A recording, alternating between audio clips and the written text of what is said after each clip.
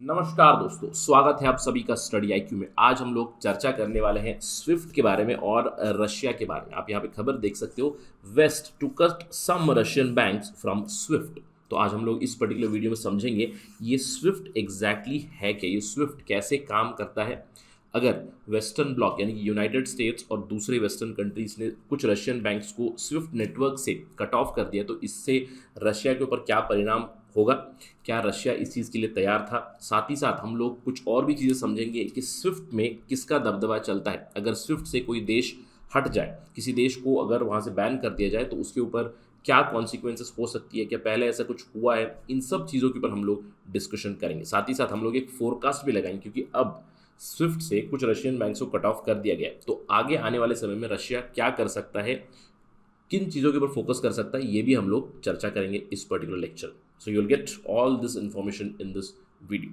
To get to know that, stay with me on study IQ. मैं हूं आपका दोस्त राहुल साईगांवकर। आप मुझे इस आईडी पे फॉलो कर सकते हैं @राहुल साई 222। और अगर आप तैयारी कर रहे हैं यूपीएससी सिविल सर्विसेज की या फिर स्टेट पीएससी एग्जामिनेशन की, do visit our website studyIQ.com।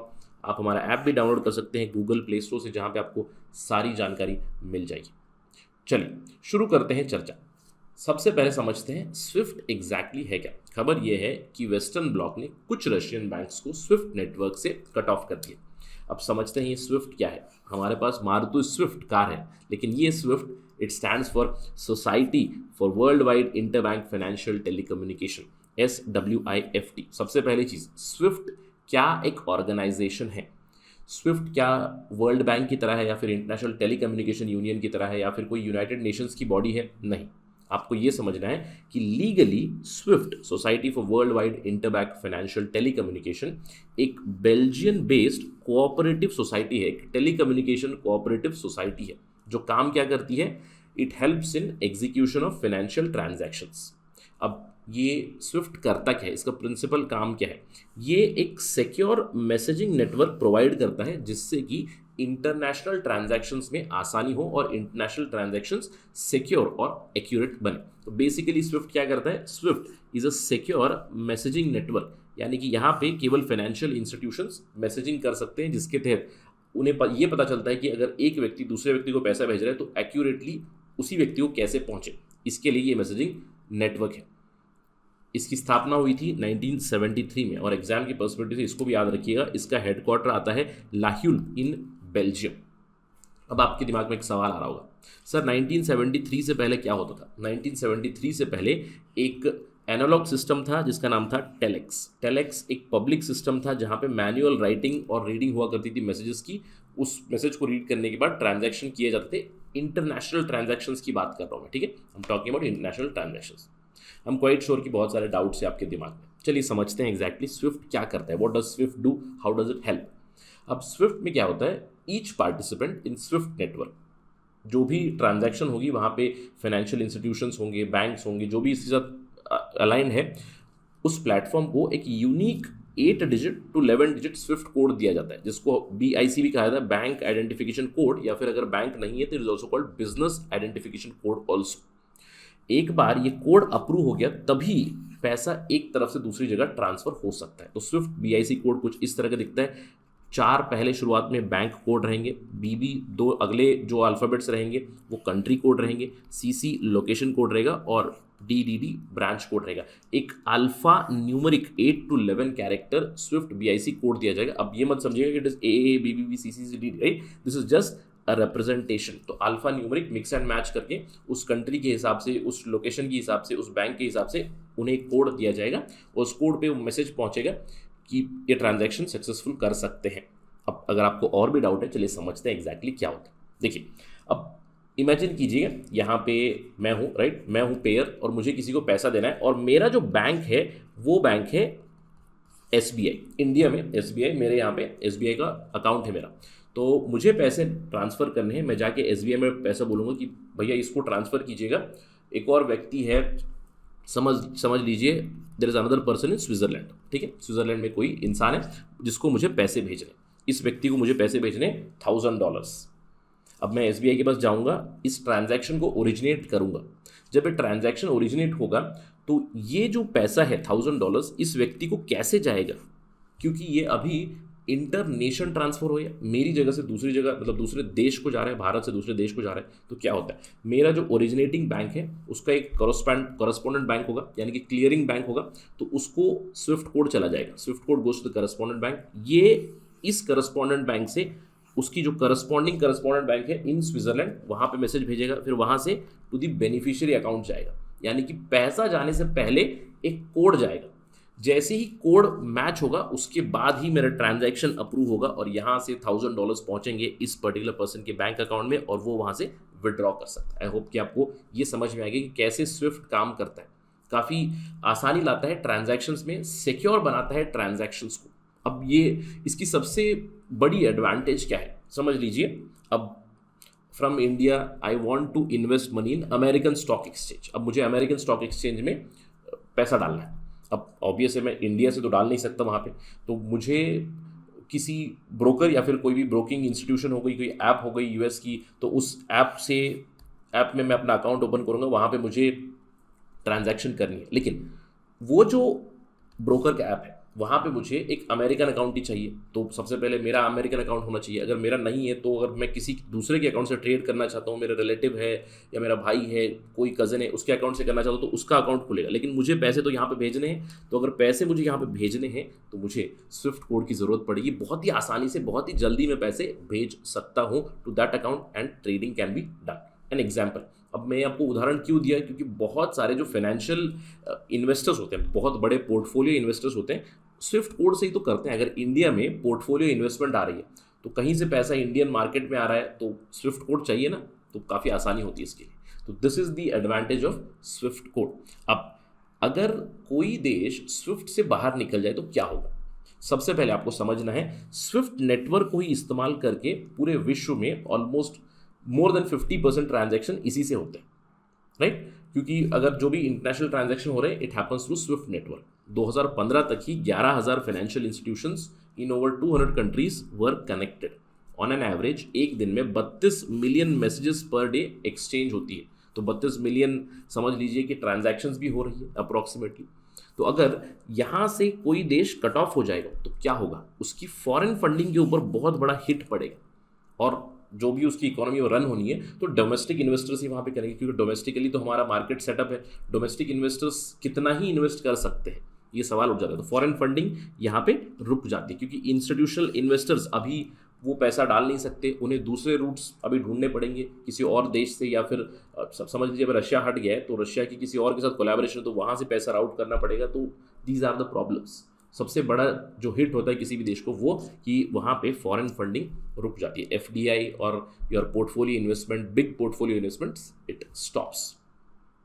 तो अब क्या हुआ है, जैसे कि मैंने आपको बताया, डिस्कशन इसी से शुरुआत की थी हम लोगों ने कि वेस्ट ब्लॉक ने यानी कि यूएस और EU have now agreed to cut Russian banks out of the vital SWIFT financial system as part of latest sanctions. तो ये भी एक सैंक्शन ही है वेस्टर्न ब्लॉक का रशिया के ऊपर। अब आपके दिमाग में सवाल ये आ रहा होगा कि सर इन लोगों ने इतनी देर से एक्शन क्यों ली, क्योंकि हम लोग बात करेंगे फरवरी में हुआ था, फरवरी 24 को ये अटैक शुरू हुआ था, उसके बाद ही स्विफ्ट नेटवर्क से क्यों नहीं रोका गया, स्विफ्ट नेटवर्क से रशिया को बैन क्यों नहीं किया गया, you will be having a doubt. तो वाई सच अ डिलेड रिस्पॉन्स। देखिए हम जानते हैं कि रशिया के बहुत सारे यूरोपियन नेशंस के साथ, जैसे कि जर्मनी, फ्रांस, इटली, इनके साथ काफ़ी ज़्यादा डील है, राइट। यानी कि जर्मनी से रशिया को पैसे जाने हैं, रशिया से भी जर्मनी को पैसे आने हैं। Russia is a main provider of energy to Europe, तो ट्रांजैक्शन तो होनी ही है, एनर्जी सिक्योरिटी के लिए तो काफ़ी ज़रूरी थी। तो इसीलिए जर्मनी, फ्रांस, इटली ये लोग थोड़ा सा रिलक्टेंट थे शुरुआत में कि स्विफ्ट एक्शन नहीं ली जाए। जो बैन किया है अभी कुछ बैंक्स को, इनफैक्ट अभी कुछ ही बैंक्स को बैन किया है, not all the institutions of Russia, please इसको ध्यान में रखिएगा, ठीक है। अब एक तो चीज़ मैंने आपको बताई कि पैसा अभी ट्रांजैक्शन बंद हुआ कुछ बैंक्स के साथ, लेकिन रशिया को भी इन लोगों को पैसे देने होंगे कुछ ना कुछ। तो प्रॉब्लम वही होती है कि अगर स्विफ्ट से बैन कर दे तो कंप्लीटली स्टॉप हो गया। तो companies which basically owed money by Russia, जिसको रशिया पे करने वाला था, अब उन्हें भी ऑल्टरनेटिव मेथड्स ढूंढने पड़ेंगे। इसीलिए इस एक्शन को बहुत ही ज़्यादा डिले किया गया।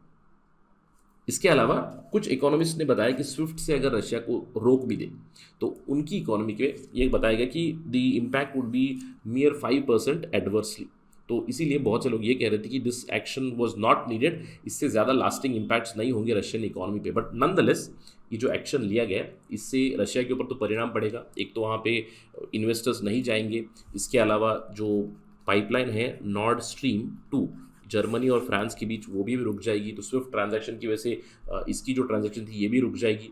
तो रशिया के ऊपर इकोनॉमिक परिणाम तो ज़रूर ही पड़ेगा, but many economist believe that इसका बहुत बड़ा शायद इम्पैक्ट ना हो on Russia. More over Russia अगर इतनी बड़ी एक्शन ले रहा है तो कहीं ना कहीं वो इन चीज़ों के लिए तैयार होगा, क्योंकि उसने एंटिसिपेट किया होगा। अब सवाल ये उठता है कि क्या रशिया तैयार था? Was Russia ready for this? Is Russia ready for it? क्योंकि रशिया कई सालों से, इनफैक्ट 2014 में आपको पता होगा यूक्रेन में रशिया ने फिर से अटैक किया हुआ था 2014 में ही, क्रीमिया को उन्होंने एनेक्स कर लिया था। तब से ही प्रॉब्लम्स चल रही हैं वेस्ट और रशिया के बीच। और जब 2014 में क्रीमिया की अग्रेशन हुई थी तब भी यूनाइटेड स्टेट्स ने धमकी दी थी कि हम लोग रशिया को स्विफ्ट सिस्टम से बैन कर देंगे।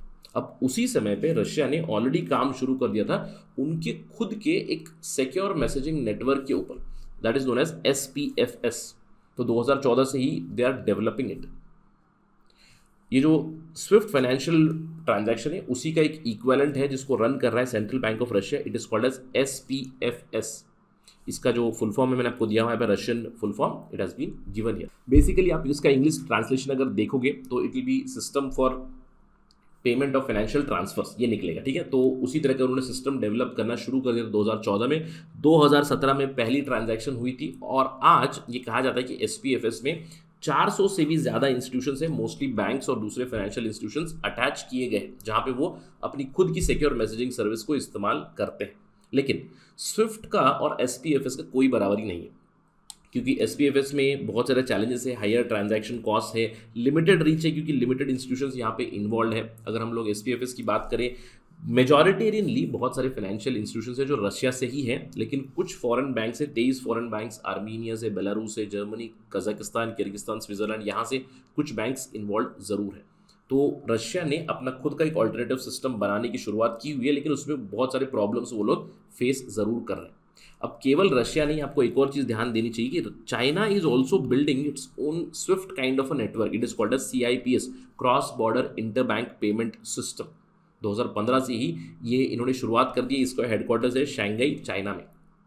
तो अब हम लोग एक अनुमान ज़रूर लगा सकते हैं, क्योंकि वेस्टर्न ब्लॉक ने जब स्विफ्ट से रशिया को बैन कर दिया, तो हम लोग एक अनुमान या फिर एक फोरकास्ट ज़रूर लगा सकते हैं कि आगे चल के ये रशिया का SPFS और CIPS ज़रूर कोलैबोरेट होंगे, क्योंकि जैसे ही कोलैबोरेट होंगे ज़्यादा से ज़्यादा फाइनेंशियल इंस्टीट्यूशंस यहाँ पे इंक्लूड हो जाएंगे। तो बहुत सारे एक्सपर्ट्स ये कहते हैं कि the SWIFT action is now going to give traction to SPFS and CIPS on collaborating, क्योंकि रशिया चाइना की रिलेशंस ऑलरेडी काफ़ी एक्सटेंसिव हो चुकी है, ट्रेड रिलेशंस बढ़ चुके हैं। तो शायद आने वाले समय में हम लोग ये कह सकते हैं कि इनका जो सिक्योर मैसेजिंग नेटवर्क है वो भी बिल्कुल जुड़ सकता है आगे चल के।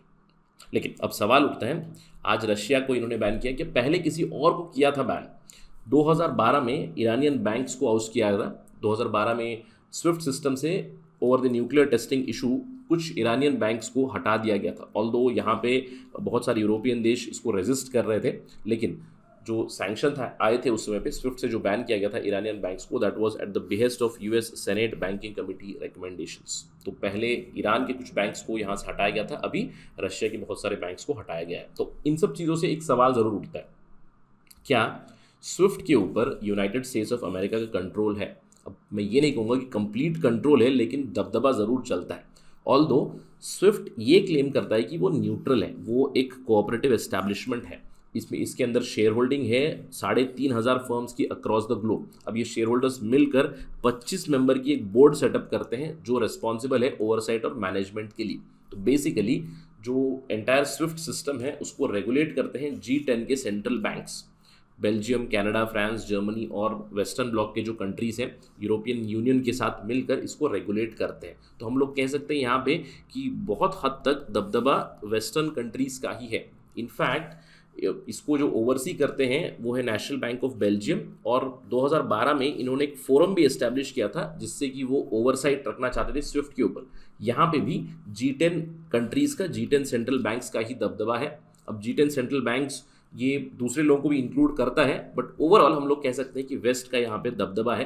तो does USA controls SWIFT to a large extent. I wouldn't say USA alone controls, but the Western bloc surely controls this SWIFT messaging service. SWIFT जो secure messaging service है, इसको कंट्रोल करते हैं. अब एक और अगला सवाल उठता है, सर आपने इतनी बार स्विफ्ट का ये बात कर दी, स्विफ्ट के बारे में बात कर दी, क्या स्विफ्ट रियली इतना सिक्योर है? अब देखिए, सिक्योर मैसेजिंग सर्विस है, इसका मतलब है कभी ना कभी तो हैक हुआ ही होगा. स्विफ्ट के ऊपर भी बहुत सारे सवाल उठे हैं. आपको याद होगा कुछ सालों पहले बांग्लादेश में एक बहुत बड़ी चोरी हुई थी, एक साइबर क्राइम हुआ था जहाँ पे millions of dollars were taken out by some hackers, and that was by hacking the Swift code itself. Bangladesh में जो हुआ था वहाँ पे एक इस स्विफ्ट कोड को हैक किया गया था, स्विफ्ट कोड को भेजा गया था और पैसा ट्रांजैक्ट किया गया था. तो millions of dollars from Bangladesh central bank were taken out into some other private bank. तो ऐसा नहीं कि स्विफ्ट के ऊपर सवाल नहीं उठे, but SWIFT is much more secure than any other counterpart as of now, ये समझना है. तो secure network है, but there are some questions which have been raised, but nonetheless it is right now the most strongest and the most secure messaging service. तो देखते हैं कि क्या होगा आने वाले समय में, इसका परिणाम रशिया के ऊपर क्या होगा. Will wait and watch. इसके अलावा क्या रशिया अपना SPFS इंटीग्रेट करेगा सिप्स के साथ, ये भी एक देखने वाली चीज़ है. शायद इसके ऊपर भी ट्रैक्शन आएगी. whenever an update comes, we'll talk about that on Study IQ. That is it right now in this discussion. Thank you for watching this. Jai Hind.